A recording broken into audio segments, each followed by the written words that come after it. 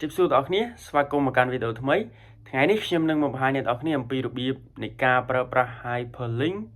នៅក្នុងកម្មវិធី Microsoft Office PowerPoint អញ្ចឹងកុំឲ្យខាតពេលវេលាយូរយើងទៅមើលពីរបៀបធ្វើវាបងប្អូនបាទតែអញ្ចឹងយើងទៅមើលពីរបៀបធ្វើវាបងប្អូនបាទជាដំបូងអ្នកនរគ្នាត្រូវចូលទៅកាន់កម្មវិធី Microsoft Office PowerPoint ហើយទាំងអស់គ្នានេះគឺជាកម្រង slide ដែលខ្ញុំបានធ្វើទុកសម្រាប់លើកមកធ្វើឧទាហរណ៍ជូនអ្នកនរគ្នា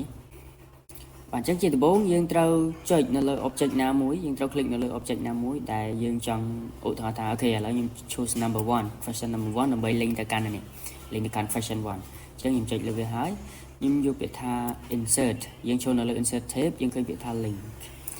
អញ្ចឹងវានឹងលុបទាំងមួយដែលមានឈ្មោះថា insert hyperlink នៅត្រង់កន្លែងនេះអ្នកទាំងអស់គ្នាអាច link ទៅកាន់ website អាច link ទៅកាន់អីផ្សេងៗចឹងទៅឬក៏អាច link ពី file មួយទៅកាន់ file មួយផ្សេងទៀតចឹងទៅអញ្ចឹងបើអ្នកទាំងអស់គ្នាចង់អូខេអ្នកទាំងអស់គ្នាចង់ link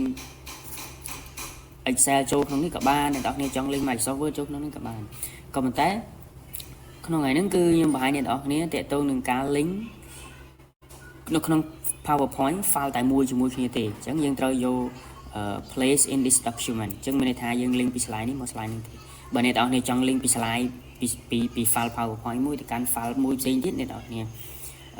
យើងអាចយក existing file ឬក៏ web page នឹងបានណាបងអញ្ចឹងត្រង់កន្លែងនេះគឺជាចំណុចសំខាន់ទាំងអស់គ្នាត្រង់កន្លែងនេះគឺជាចំណុចសំខាន់នៅក្នុង object នេះបាទនៅក្នុង object Q1 នេះតើអ្នកទាំងអស់គ្នាចង់ link ទៅកាន់ slide មួយណាអ្នកទាំងគ្នាមើល slide យើងមាន number 1 2 3 4 5អញ្ចឹងកន្លែងនេះមានដូចគ្នា number 1 2 3 4 ហើយនិង5ដូចគ្នា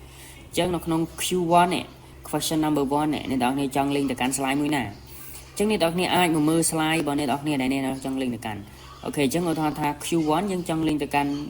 question number 1ត្រង់កន្លែងនេះ question number 1អញ្ចឹង question number 1នៅ slide ទី1បាទអញ្ចឹង question number 1គឺវានៅ slide ទី2អញ្ចឹងអ្នកទាំងគ្នាត្រូវ link ទៅកាន់ slide ទី2យើង click លើ slide ទី2មកឃើញវាលើ slide preview យើងស្រាប់យើងចុច OK អញ្ចឹងពេលហ្នឹងគឺយើងបាន link ហើយច្រើនហើយអូខេឥឡូវខ្ញុំ link ទៅកាន់ Q2 ខ្ញុំ link ទៅកាន់ slide ទី2យើង link ម្ដងមួយបាទ slide ទី3 sorry មិន slide ទី2ទេ question number 2វានៅ slide ទី3អញ្ចឹងយើង OK អញ្ចឹងកន្លែងនេះគឺយើងបាន link ហើយអញ្ចឹងអ្នកនរគ្នាចាប់ផ្ដើម preview ដល់នេះអញ្ចឹងនៅពេលដែលអ្នកនរ click កន្លែងនេះអូខេអ្នកនរគ្នា click question number 2វានឹងលោតទៅកាន់ slide ទី3ដែលជា question number 2អញ្ចឹងវីដេអូហ្នឹងគឺមានតែប៉ុណ្្នឹងអរគុណច្រើនសម្រាប់ការទស្សនាជម្រាបលា